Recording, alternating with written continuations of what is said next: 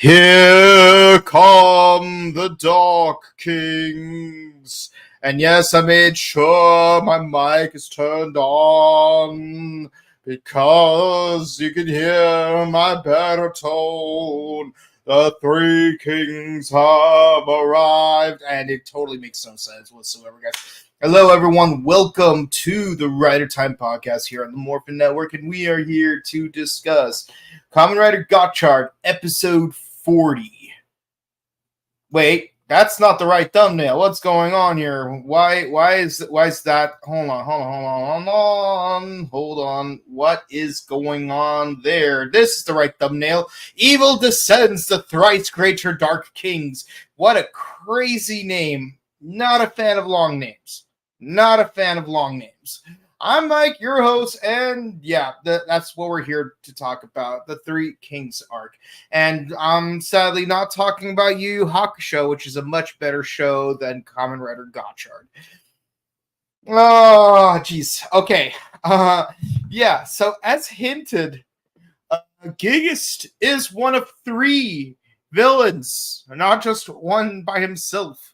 Of course, I have to ask the question, why didn't they all three appear together? That's what I don't understand. I don't get that. Like, why not have all three of them appear together? It would have made much more sense. And otherwise, like, why are these two showing up now? Like, now. Why?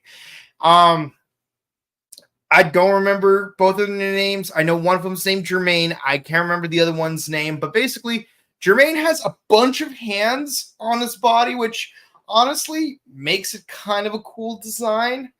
The other one, the one I can't pronounce the name of,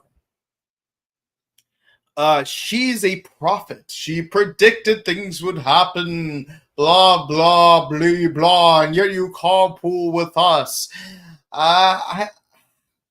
Her design, I'm not digging as much, but I think it partly has to do with she did not steal the screen as much as Jermaine did. And if I have to be completely honest, I think Jermaine stole the show even more than Gigist has.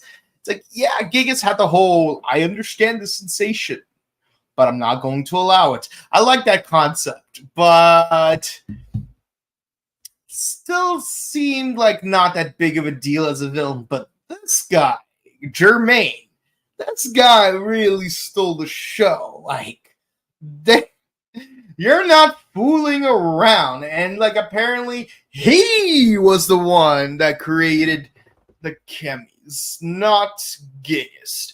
Or at least he created, what's his name? Grayon. So it turns out Grayon himself was a homunculus who created other homunculi. And he was the one that consumed Grayon. I still don't like the fact that they're trying to info Grayon back into this show. Grayon was actually quite the boring villain. Like, the only thing he had going for him is that, oh, look at me. I got a Rubik's Cube. Look at me. I'm going to perform alchemy using this Rubik's Cube. And by alchemy, I mean basic telekinesis. Nothing made me happier than to see Grayon just go away, because I can't stand that guy. I really don't like Grayon. Like, of all the villains in this awful season, he was the worst. Like, even the Hand Dread could not compare to how bad Grayon was. I'm glad he's gone. Yeah. So Clotho's still hung up on Lakeis's baby face turning, and she wants her back. And apparently, oh, you're being brainwashed. No, you're being brainwashed. I'm not being brainwashed. You are. And I'm like, girl, have you ever considered that maybe you both could baby face? You don't have to both be heels. You could both be baby faces. And yeah, it's like, I know we've seen it before, but she does have a henshin, like a magical girl henshin sequence. I just never mentioned it because it did not really stand out before, but they used it twice in this episode, so I just cannot ignore it like I did in the past. But yeah, she got a magical girl transformation sequence. What can I say? I will say this. It would be really weird if in like the very last 2 or 3 episodes, somehow the 3 villains finally get defeated, and then out of a random swerve, Atropos will become the final villain. It would be so weird for Atropos to become the final villain, but like I feel like that's just where it's gonna go. Let's be honest. Um, because it's because first of all, like these 3 guys showing up, something tells me they're not going to be the final villains, even though Jermaine has really takes the spotlight. I'm not going to disrespect that, but the I have this like I have this flag just like burning in my head telling me these will not be the final villains. It'd be cool if they fuse together. I doubt it because that is too cool of a concept for these writers to actually write. So like who will be the final villain if these guys turn out to not be the final villains? Well, I really don't want it to be Grayon. It would be stupid if they brought him back.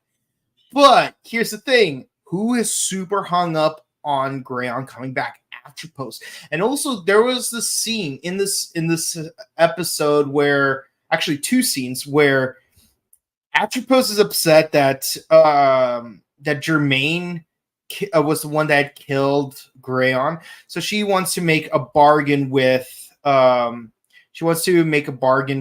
Rene.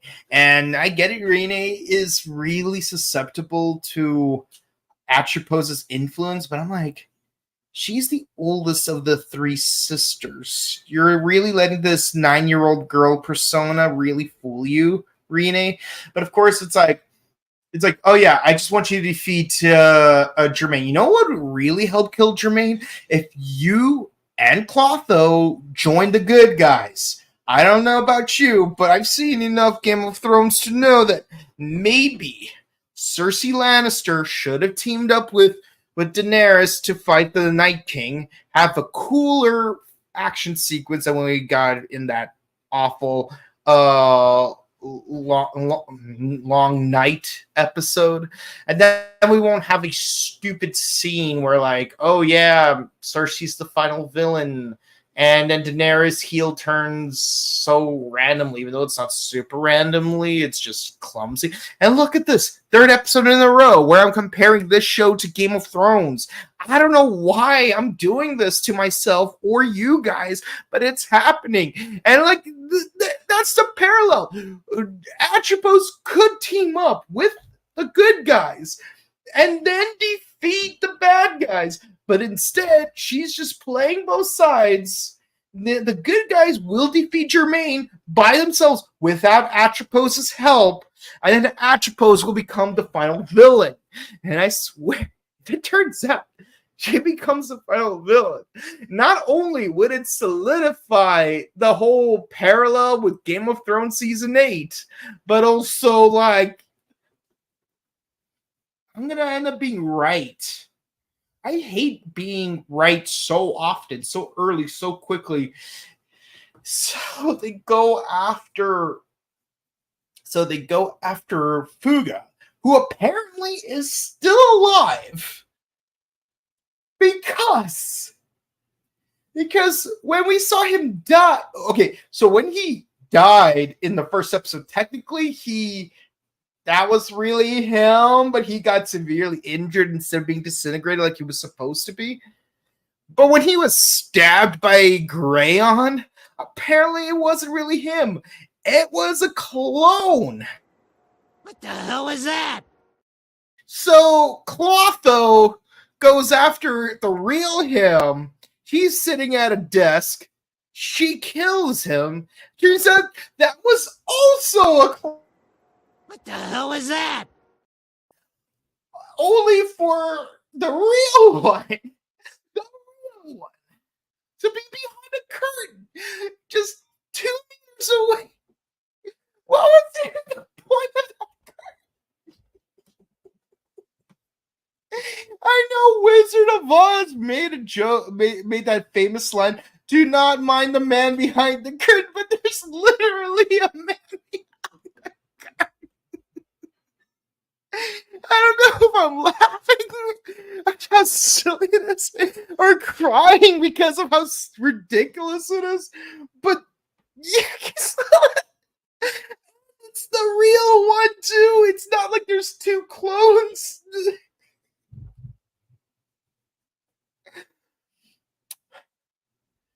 But here's the thing, though.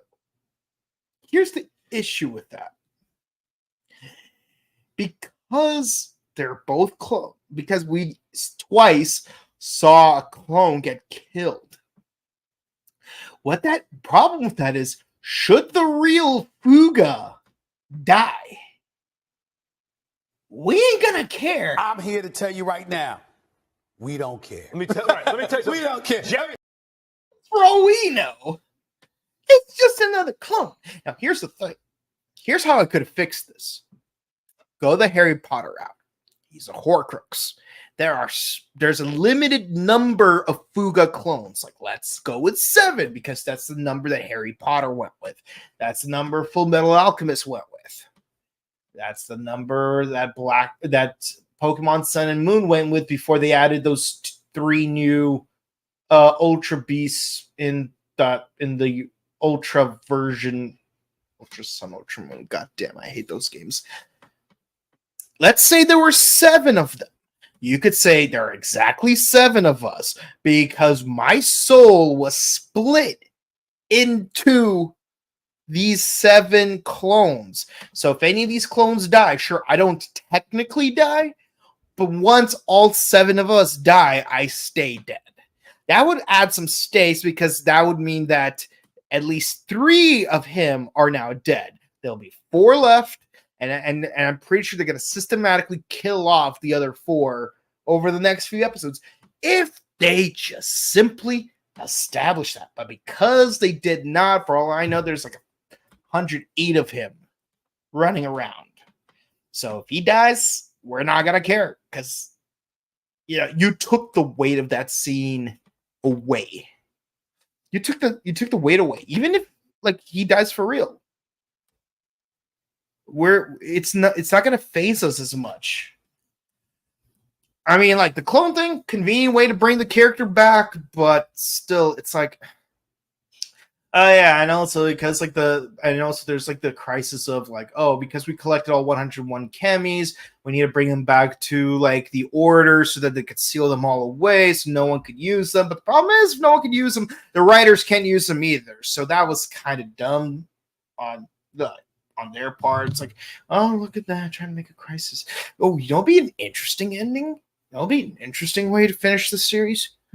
And I know they're not going to have the balls to do this, but I'm going to call them out on it.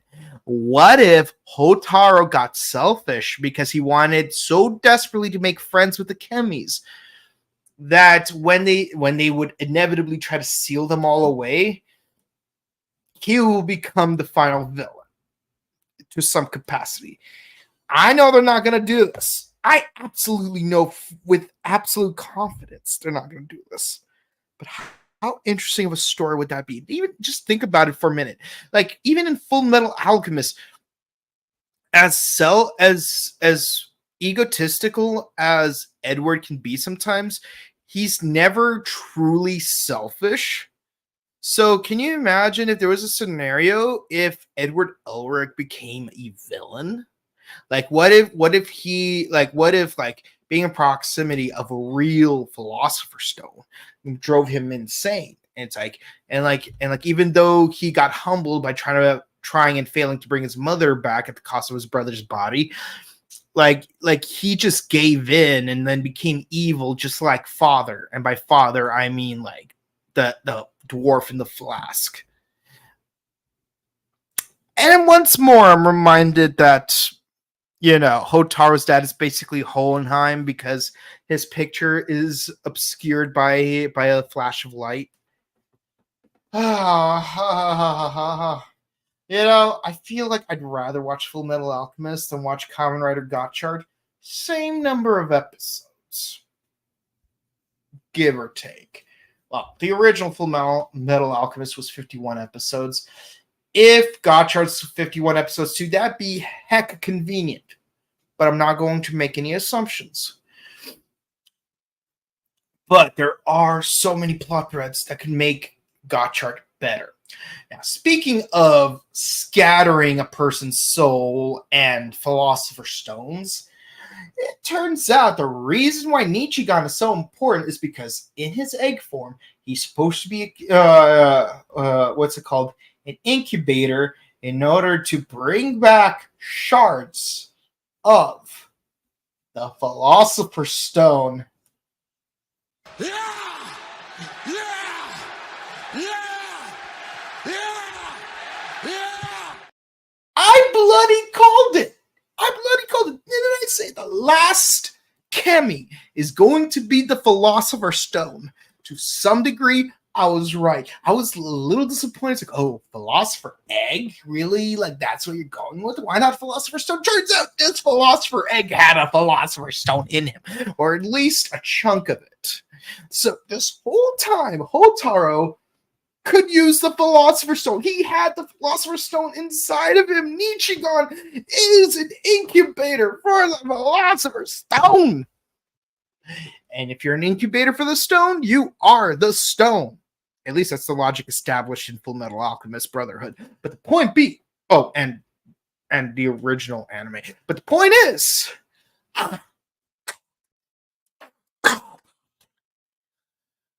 he was using the Philosopher's Stone the whole time. What's wrong? I called it, man. Yeah.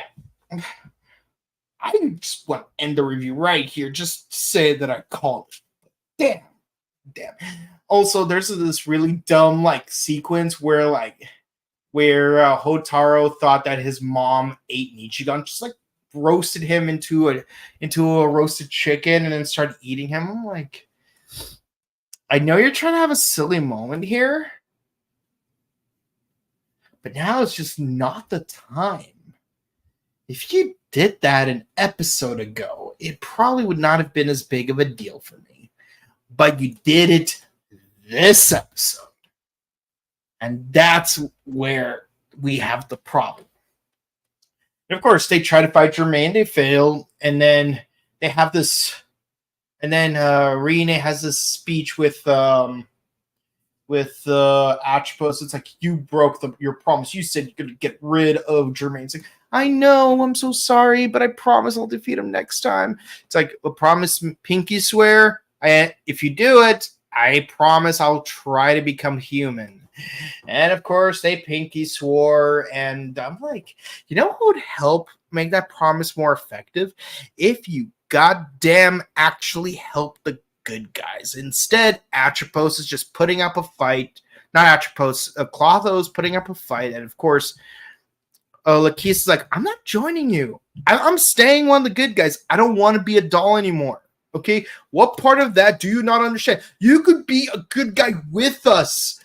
But of course, Clotho doesn't want to. So Clotho does the whole, her black noir Schwarze form, while Lachesis turns into Valvared. Not Kamen Rider Valvared, just whatever that thing was that he was in the first 20 episodes.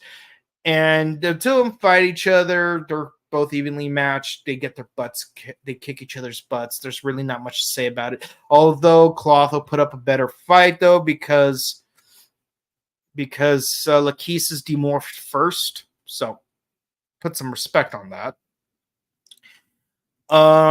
Meanwhile, so Germain's able to create a golem. Everyone's struggling to fight against the golem. Even in Platinum Gotchard form, Gotchard and Majade are just not able to fight them off. And yeah, even Spanner tries to rescue Lachesis from Clotho, because it's not because I like you. It's because I'm trying to help a sensei with her experiment. But of course, of course, Gotchard and Majade get their butts kicked. Oh yeah, we did have a brief fight sequence involving Kamen Rider Wind earlier in the episode, but it's really forgettable, so I just did not even bother mentioning it up until now. And that's the episode. It's okay. It's okay. I mean, I like the introduction of these two new characters. Also the one that is the Oracle, like she makes a prediction about something, but it's so under the radar, I forgot what the prediction was. But let's see if it comes true or not. Jermaine, the best part of the episode, he should have been the villain this whole time instead of Gigas or Grayon. I really like his design, and of course the golem is really cool. I like how the golem could just can withstand almost any attack that Platinum Gotchard uses. I'm impressed by that. The biggest revelation is the fact that Nichigon is actually a Philosopher's Stone. So it's like, geez, you could have cut a lot of,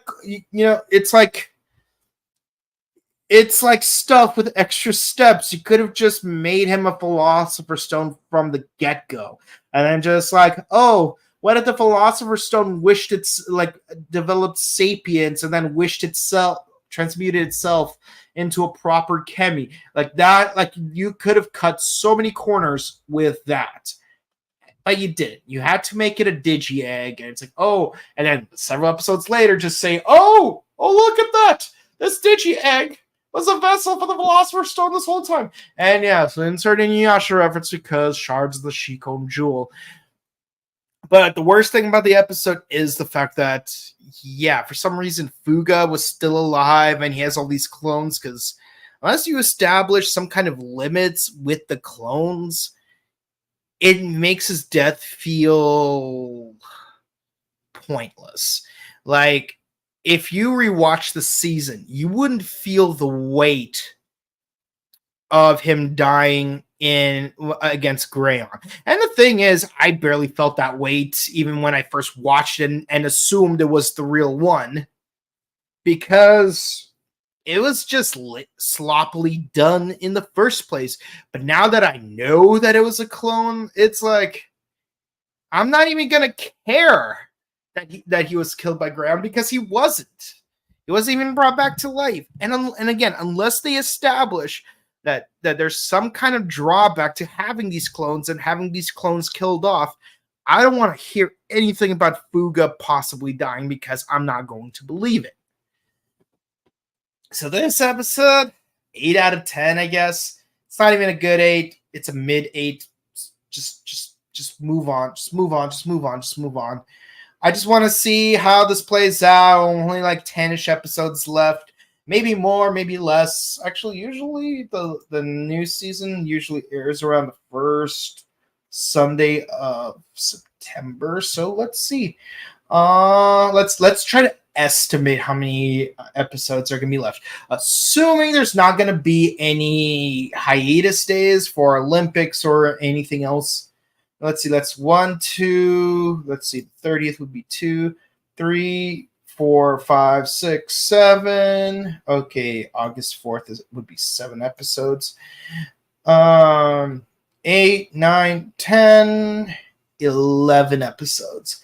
Assuming there won't be any breaks. Actually, no. There will be 10 episodes. So there's either going to be 49 or 50 episodes. If there won't, depending on whether or not there's going to be a break for in observance of the Paris Olympics. Is it the Paris? Yeah, it's the Paris Olympics. Yeah, so we're approaching the end game. Let's see how this plays out. But overall, as the whole season goes, I'm just not very impressed, man. I'm just not really impressed very much.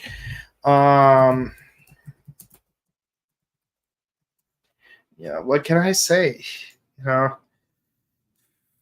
we're on our 4th arc. It's still Maybe in the next episode we're gonna get the final final arc. It does feel weird though that like you have 3 smaller arcs that span up to 27 episodes, and then the last arc it takes up half the whole season. But this ain't Kiva, dude.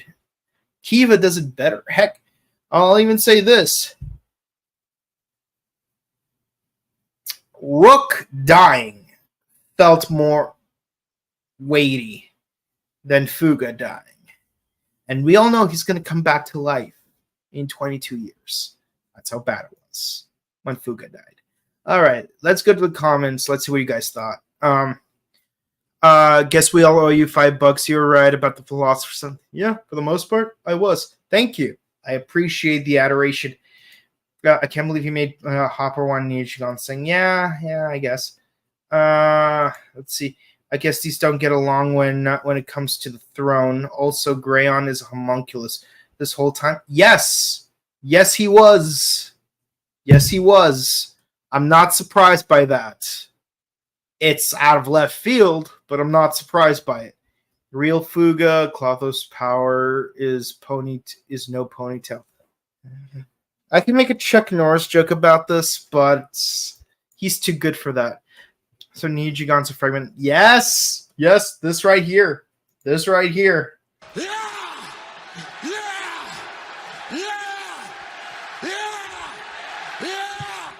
Yeah! Yeah. Spanner being salty. She didn't cook him. Yeah. I don't think the promises will last long if Greyon returns. Yeah, but you know what? I would find it.